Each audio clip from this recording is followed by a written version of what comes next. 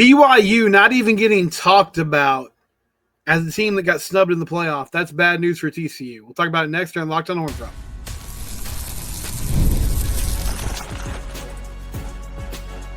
You are Locked on Horned Frogs, your daily podcast on the TCU Horned Frogs.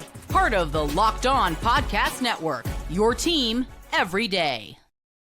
Locked on Horned Frogs, I'm your host, Steven Simcox. I've been covering TCU in some form or fashion for the past 12 years. We're going to get to TCU basketball falling to Arizona on the road this evening. Well, I guess you're listening to this on Tuesday, so last night, but we'll get to that later in the show. A couple players declared for the NFL draft, so some guys moving on from TCU's program. But we start today in a little bit of a different place. So obviously TCU had no chance at the playoff this year. I guess they had a slim chance.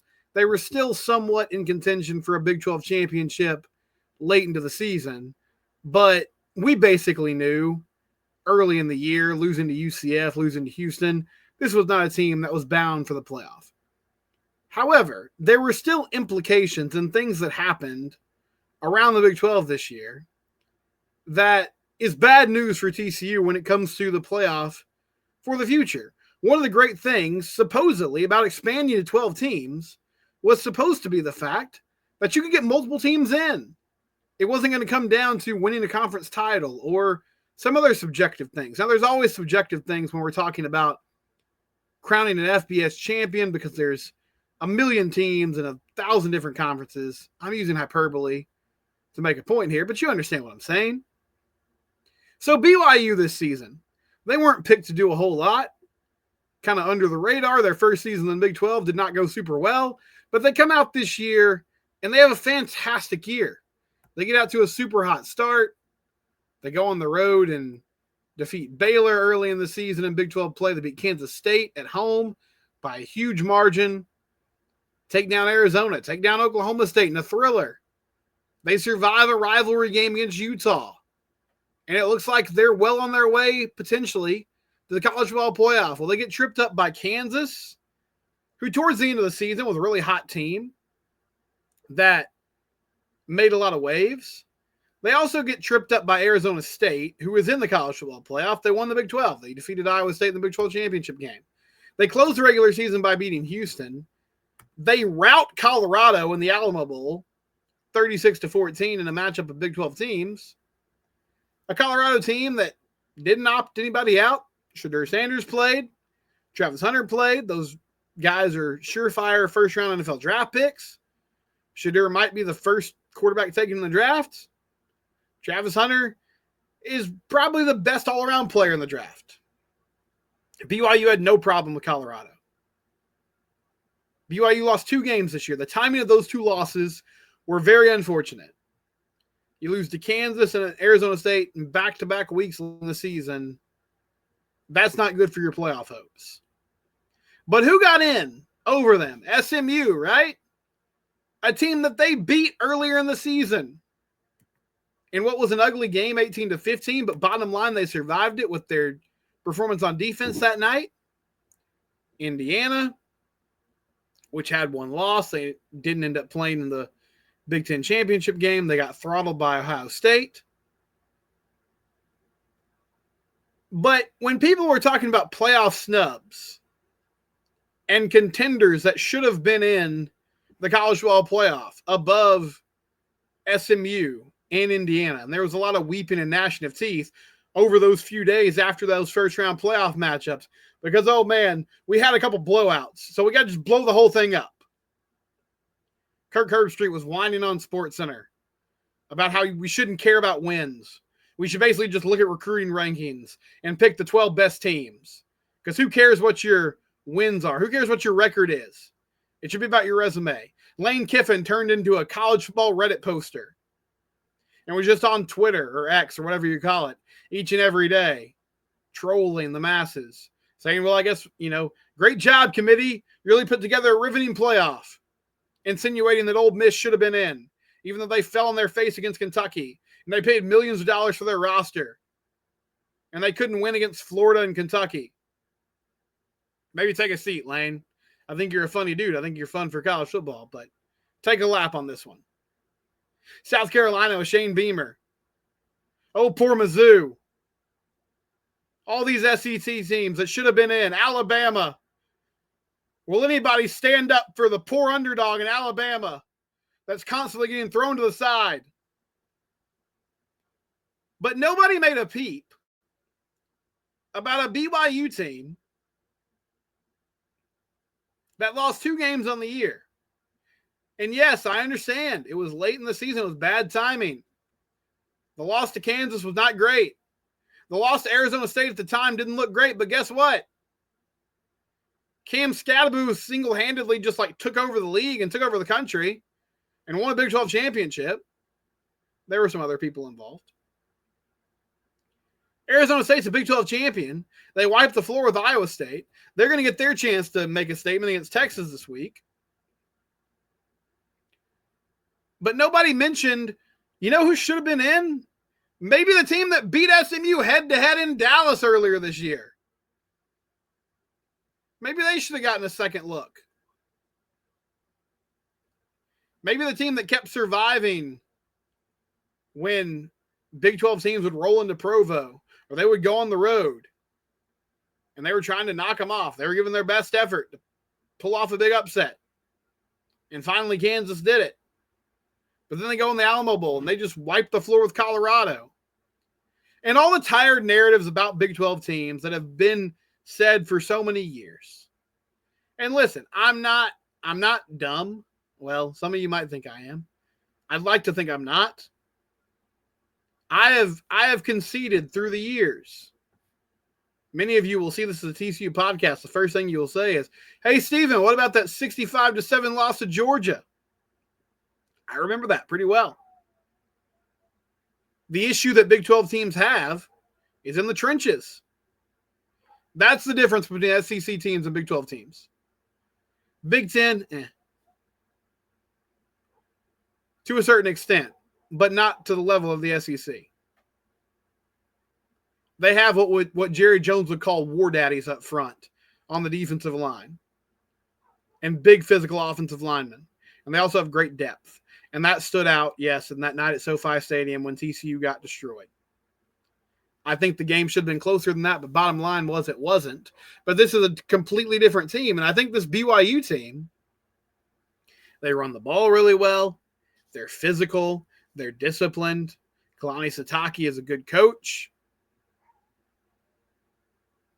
They are built in a way that goes against a lot of the tired cliches that people use when they talk about Big 12 football. So everyone that's been throwing out all these hypotheticals over the past few weeks, poor Nick Saban, will anybody give poor Nick Saban a break? And in the SEC, oh my goodness. He got left out years ago when TCU got put in. And even though TCU beat Michigan, which is a fact that he seems to conveniently forget, it still just gnaws at him that his team didn't get a chance to play in the playoff that year. All these SEC pundits, Paul Feinbaum, the national media, that have lamented for weeks. Look what happened to our poor teams. They don't get the respect they deserve. Nobody's standing up for BYU. Here's why it's bad news for TCU. The Big 12, Brett Yormark did a great job a few years back when the league was literally on its deathbed, when Texas and OU left. And he made all the right moves and he pushed the right buttons. And he said, you know what, Pac-12, I'll let your own arrogance take you down. We'll absorb the teams that are left over after Oregon and Washington defect. And we'll have our own league. Texas and OU leave. This was a league that was supposed to, the whole thing was parity, man. There's no superpower anymore. There's no blue blood. So on a week-to-week basis, anything can happen. It makes for entertaining games. It makes for an entertaining conference. But this year it did not make for a league that was respected around the country. It's crazy to me Yes, the timing of these losses were bad. The loss to Kansas, it's not great. But my goodness, so many other teams get the benefit of the doubt if they blow a tire every once in a while. BYU had some other close calls, but you know what? They found a way to win those games. Why is nobody saying, hey, maybe this team should have gotten more consideration? Maybe we shouldn't have just immediately written them off when they lost to Kansas. Would that happen to an SEC team? Would that happen to a Big Ten team? If they lost to a conference foe, even a conference foe that wasn't bowl eligible, would everyone immediately just check out on them? I don't think so. Well, they didn't play in the Big 12 championship game. Well, Indiana didn't play in the Big 10 championship game. SMU lost the ACC championship game. And again, BYU beat them head-to-head on the road. This conference, the Big 12, we've got a problem, guys. And it's a problem of respect. The media and the committee, more importantly, the committee. The media is the media, right? And I'm part of it. So, yes, I understand the hypocrisy as I talk here.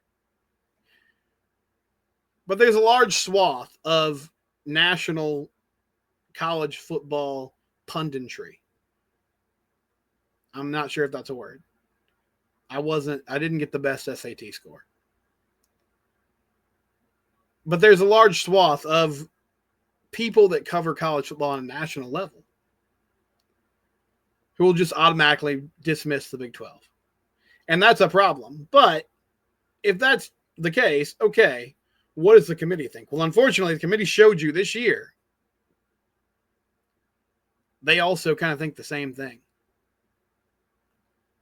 They said, okay, Arizona State, you won the conference. We've got to put you in. Nobody else gets in. It was fun that you guys beat each other up, that you had some fun matchups, and it was, craziness each and every week, but we're not going to give you the benefit of the doubt. Why not? This is trouble for TCU. If the Big 12 becomes a league where you got to win at AT&T Stadium each and every year just to make the 12-team playoff, if this just becomes an SEC and Big 10 invitational, that's not what this league intended it to be. I know it's what Greg Sankey and the Big 10 wanted it to be. But if the Big 12 has a say in it, this is not what they want. BYU deserved a second look. They deserved more consideration when it came down to it in this year's playoff scenario. When we come back, a couple players declare for the NFL draft. We see some more players in the transfer portal. How is TCU addressing the holes on their roster currently? All that next here on Locked On Horned Frogs, your team every day.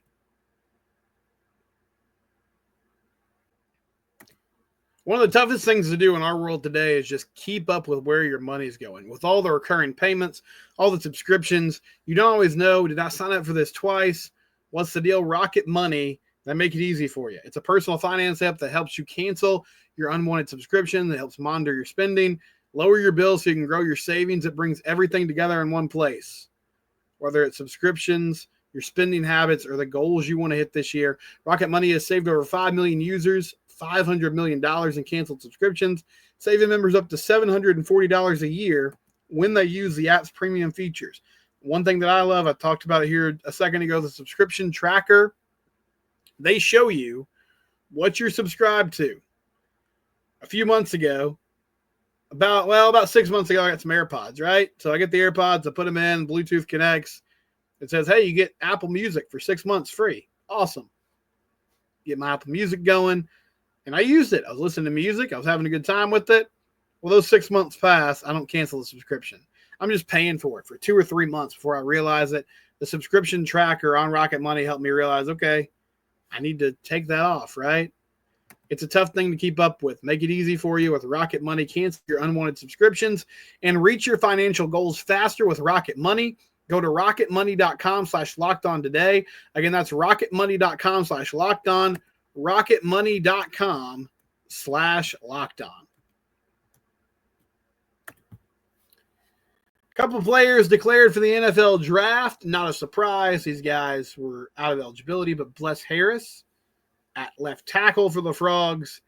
And then Lamarian James at corner. And I want to give these guys their flowers for a second. Lamarian James was pretty under the radar when he came over from Old Dominion. And at the time, I was like, this is a depth player because I thought Avery Helm would be your starter on one side. I felt like there would be a competition on the other side, and he would be a factor there, but I didn't think he would end up being the dude. Well, what happens? Avery Helm goes down with a knee injury. So does Vernon Glover. And suddenly, Scud James is your number one corner. He's the guy. He's the dude that is asked on a week in and week out basis to cover the best receiver on the other team. JT Broughton was a factor there too, but he sort of falls out of the rotation as the year goes on. But Lamarian James was incredibly consistent. And it's one of the reasons that evaluation is one of the reasons why I'm excited about Andy Avalos and where this defense is trending in year two, because he came in with Ken Wilson and looked at this roster and said, okay, to run my scheme effectively, I need to have some dudes in the back end. And they went and they got a lot of safeties in the portal. They got a few corners. Javon McIvor showed some promising things in the second half of the season once he was healthy and he was able to play on a more consistent basis. So how do you replace that? Well, they went and got Elijah Jackson, who didn't play a lot this past year, but Elijah's story, he was at Washington. He was a starter on that team that played for a national title a few seasons ago, had 5 pass breakups in 2023, and in the past has been really good. Another reason I like that pickup, Juice Brown, the DB's coach, he worked with Jackson at Washington. So he knows this player well. He understands his strengths and weaknesses. He's going to be able to dial into, okay, whatever happened last year, there's a clean slate here, fresh scenery. Let's figure out how to get you playing at a high level like we saw a few seasons ago with the Huskies. Avery Helm coming back from injury. It's almost like kind of a free agent pickup in some ways, or a transfer portal pickup, because he didn't play at all this year. You saw a lot of them 2 years ago, but you know what Avery Helm can do. And so his consistency, along with Jackson, potentially Vernon Glover, Channing Canada, McIvor, suddenly you got a lot of options at that corner spot. There are 5 days after this bowl game ends, the winter transfer portal is officially closed for most, but teams that played in the postseason, after the bowl game's over, they got 5 days for players to enter the portal. So we've got a few days left here for TCU players to get their paperwork together and declare that they're going to the transfer portal. I would expect corners one of those spots where you're going to see some guys leave. Just because of who they have coming back from injury, some veterans that emerged, then you add one more player in the transfer portal already. I believe there's going to be some young guys that are buried on the depth chart that make a move there. And I would expect the same at safety and wide receiver too. Mainly just because that's a popular spot for dudes to say, hey, maybe I'll go see if the grass is greener somewhere else. There's always a plethora of players there at those position groups giving themselves a chance to maybe do something in a different spot. But Lamarian James, best of luck to him. It was fun to watch him play. Bless Harris, also moving on to the NFL draft. They took on Bless from Florida State. Had kind of an injury-riddled career there. He was a starter here, and I thought overall he did a pretty solid job, especially in pass protection. And in my mind, this offense, yes, you're losing a ton at receiver, but I think they have the pieces in place, to cobble together a group that works there. You got to go find a replacement at tackle. Ben Taylor-Whitfield presumably is going to be on one side. And then maybe Ryan Hughes, potentially Rasheed Jackson. Quentin Harris is a name to know. There's a few options, but there's nobody right now that jumps out at you and just says, hey, this is a dude that's going to take over this spot and run with it. And so I've been saying this for the past week or so. I feel like you got to go pony up and spend some money on a tackle in the portal. easy for me to say sitting here, but if I'm the coaching staff, that's one of my main focuses. Because Josh Hoover needs an O-line that can protect him. He's not a super mobile player. Now, hopefully this upcoming year, we'll see some development there in either running the ball at times when there's an opportunity to scramble, or moving outside the pocket and just keeping your eyes downfield, making plays out of structure, off schedule. Like he did in that 4th and goal play in the New Mexico Bowl, where he just ran around, bought himself some time, threw one up, and found Eric McAllister in the back of the end zone. Those are the type of plays that it doesn't have to be all the time, but if you can see it occasionally, it adds another dimension to this offense. But you're ultimately going to need an offensive line that can protect and can get some push in the run game to give you more balance. And that requires you go get somebody who can protect his blind side in the transfer portal. So we'll see how that plays out. But those two guys, best of luck to both of them as they declare for the NFL draft. 1-year players in the transfer portal that did a really good job for TCU. We'll come back and TCU basketball. The men, they fall to Arizona on Monday night. We'll break that down next here on Locked On Horned Frogs.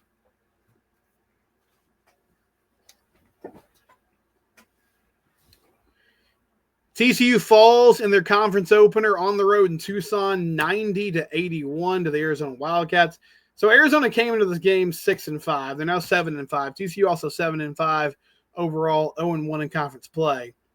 But that record for Arizona is a little misleading because this is an Arizona team that essentially everybody they lost to in non-conference play, Duke, UCLA, a few others, they were all ranked at the time that they played them. So these are good teams that they fell to. Arizona can really score the ball. You saw it tonight. They put up 90 points. Noah Reynolds was the leading scorer for the Frogs with 23 points on 9 of 16 shooting, 3 of 6 from 3. It was his best game by far. TCU without Brendan Wenzel again, and they'll be without Frankie Collins for the rest of the season. On an encouraging note, offensively, I thought they held up a lot better than I expected.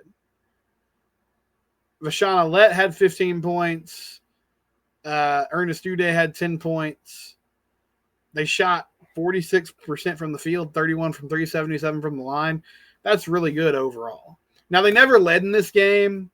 They were just kind of always hanging around. They'd cut it to 3, cut it to 4, and then Arizona would push back out to a 9 or 10-point lead. At one point, they cut it to a 1-point game around the 10-minute mark in the second half. And Arizona went on a run, and TCU could just never recover. But the problem tonight was defensively. And Caleb Love is a shot maker. He scored 33 on 11 of 17 from the field. But 56% shooting for Arizona. They just had no answer for this Wildcats offense. So, I mean,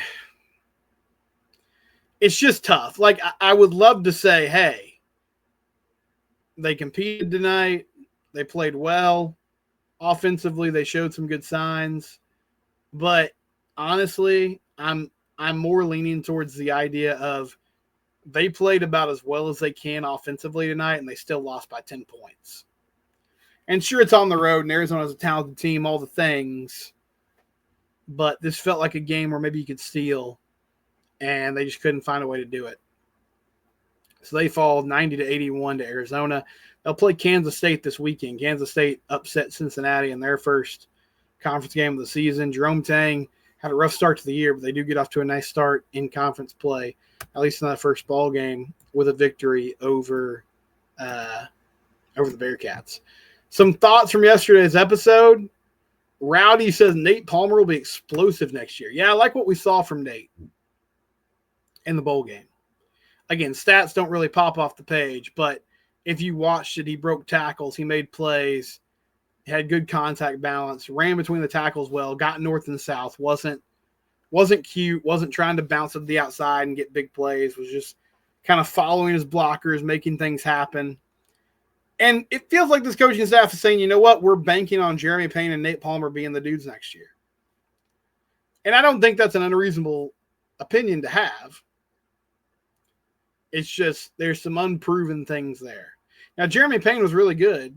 It was just I felt like there was inconsistency with how many carries he was getting, how much run he would get during the game. So it's like he would have a big week, and then for whatever reason, he would sort of fall out of the rotation to a certain extent. I never really understood that. Frog Fan says, any thoughts on using Jordan Bailey in the Wildcat package? Well, it's intriguing. I mean, Jordan Bailey's super explosive. I think the problem that they would have with that is he's sort of undersized. A true slot guy. So the thing about Savion was, it wasn't only that he was fast, it was that he was big and physical and could take on a lot of hits. But you saw even with him late in the year, the wear and tear of that started to weigh on him a little bit. Like that Cincinnati game, he left early because he was having some issues, just with the hits piling up. And I feel like Jordan Bailey, there'd be more of that, unfortunately. But it's a creative idea, and, I mean, we'll see what happens when he hits the field. I like the thought process. I'm just not sure how they can execute it. We'll be back tomorrow. New Year's resolutions for TCU football. On tomorrow's episode, it's Locked On Horned Frogs. Your team every day. We're free and available wherever you get your podcast.